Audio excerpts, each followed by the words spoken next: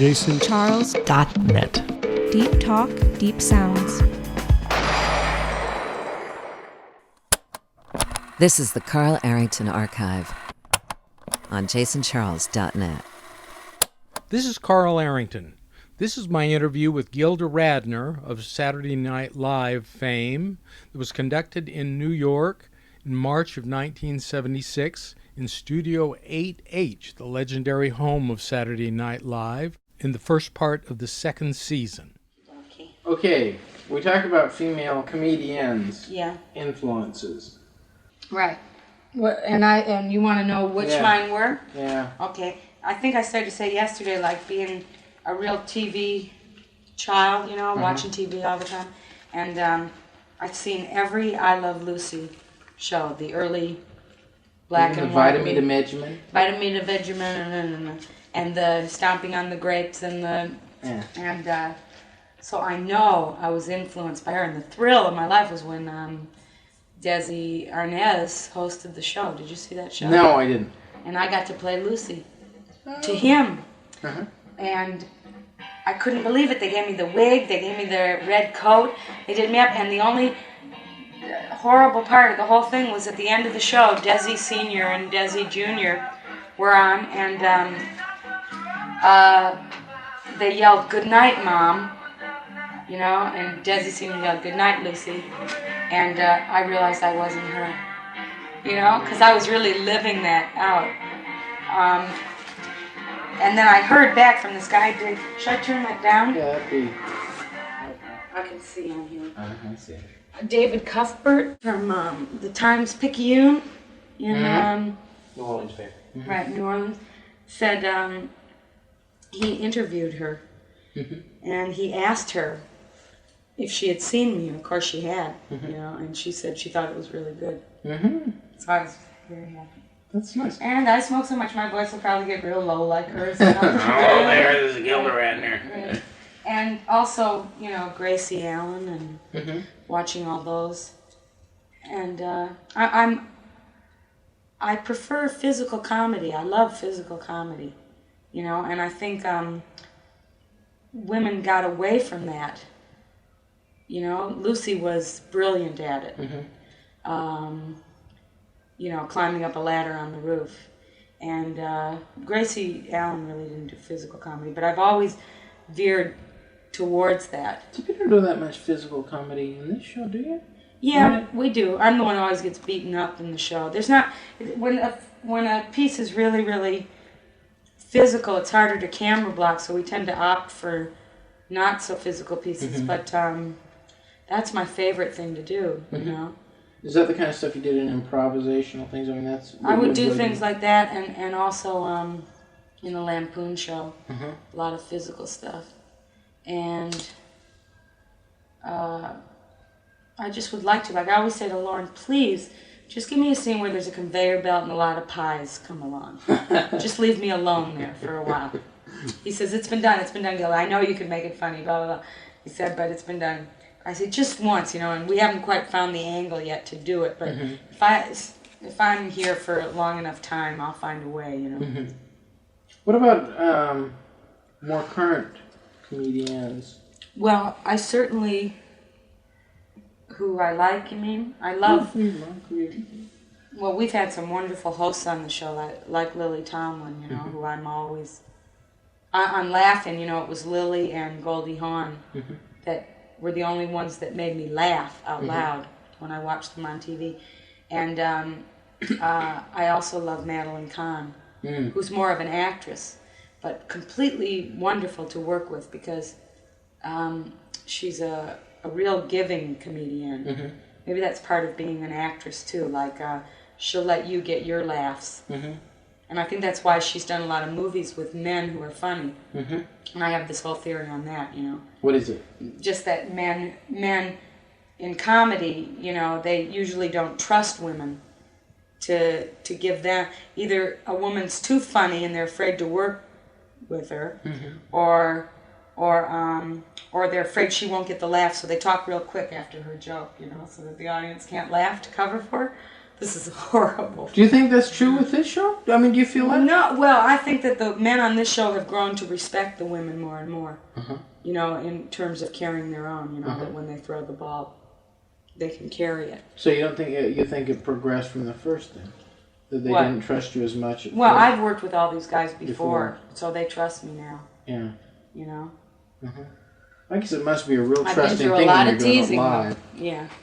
Oh, it has to be, yeah. Uh-huh. And we're all getting, the longer we all work together, the more flow there is, you know.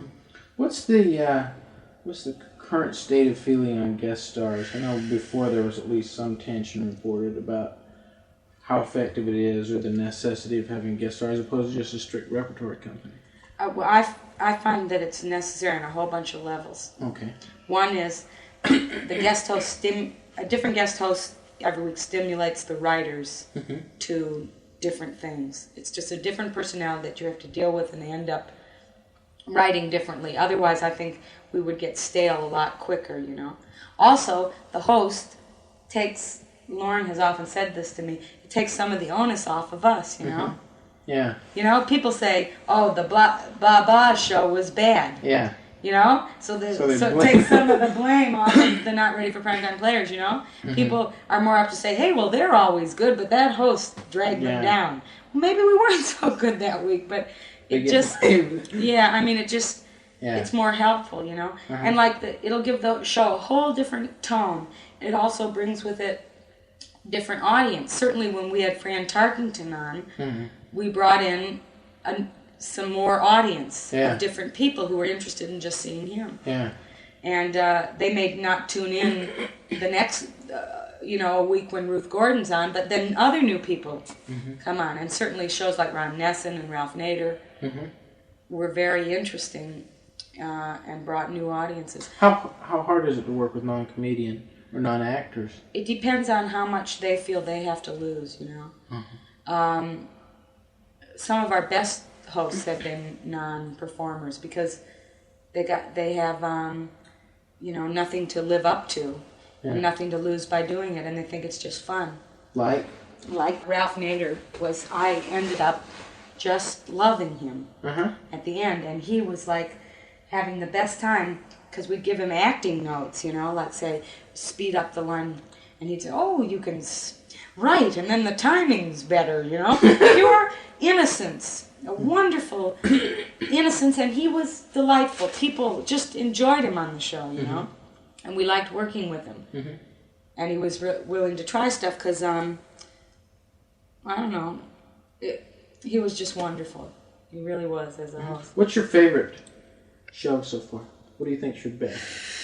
That I don't know. Or two or three, or? The most fun I ever had on a show was Candice Bergen's Christmas show. Because, did you see that show? I didn't. Is that the one where she cracked did... up? Where she started to laugh? No, I guess I didn't see that. That was my favorite because it was like live TV of the 50s. Because Candy, we were doing this thing called Extremely Stupid People. And I was supposed to be the extremely stupid person and she was the smart one. And she called me by her name by mistake. And she started to laugh.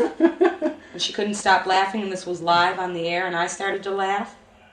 But then I just included her in my speech, and I'll never forget it because Joe Dixo, our stage manager, got hysterical, and he was laughing louder than anyone else. Because it was like one of those live TV things that happen, and that was my favorite moment ever in the show because I started improvising. Yeah. And it all got pulled together. Often the funniest things happen in dress rehearsal. And then that same funny thing doesn't happen when we go live because we've straightened it out, you know? Yeah. Like mistakes, which is some of the glory of live television.